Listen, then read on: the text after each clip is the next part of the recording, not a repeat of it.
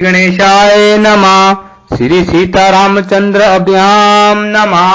श्री महर्षि वाल्मीकि परिणीत श्रीमद् वाल्मीकि रामायण बाल कांड 77वां सर्ग।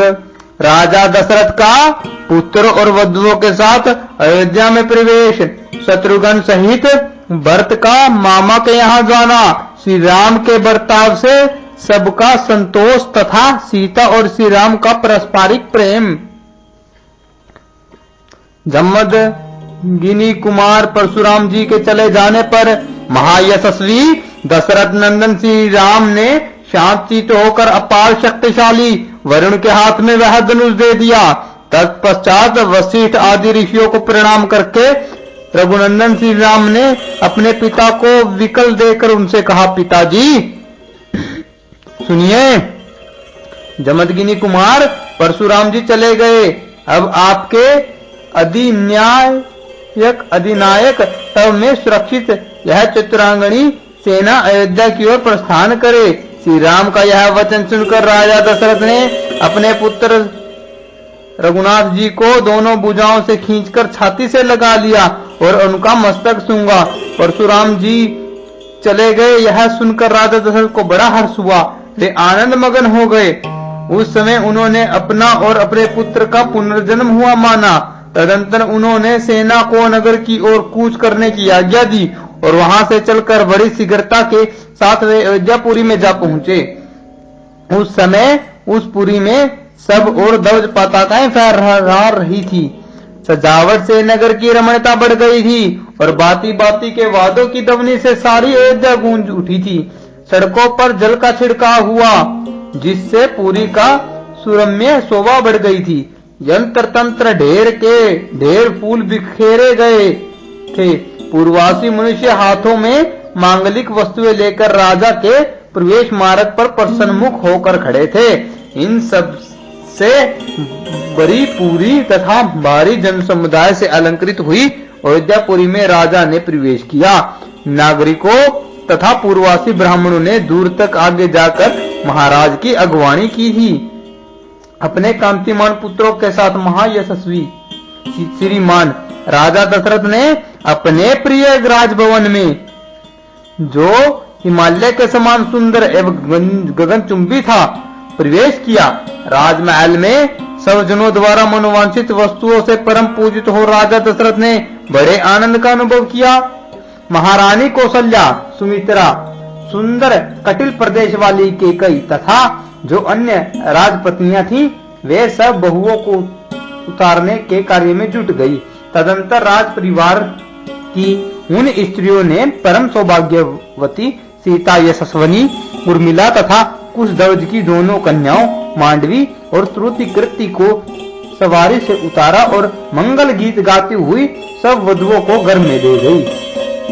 वे प्रवेश कालिक होम कर्म से शोभित तथा रेशमी साड़ियों से अलंकृत थी।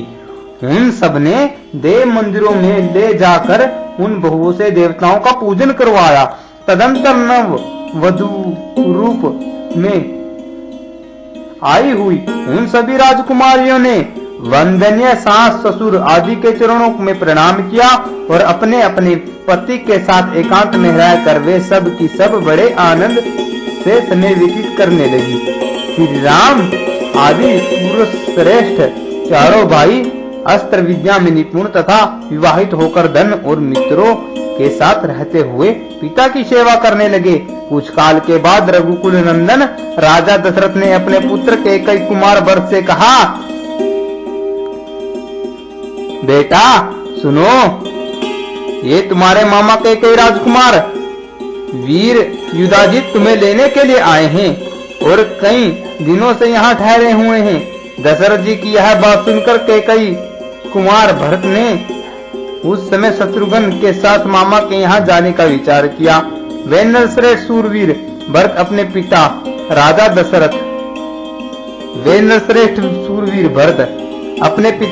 दशरथ अनायास ही महान कर्म करने वाले श्री राम तथा सभी माताओं से पूछकर उनकी आज्ञा ले शत्रुघ्न सहित वहां से चले दिए।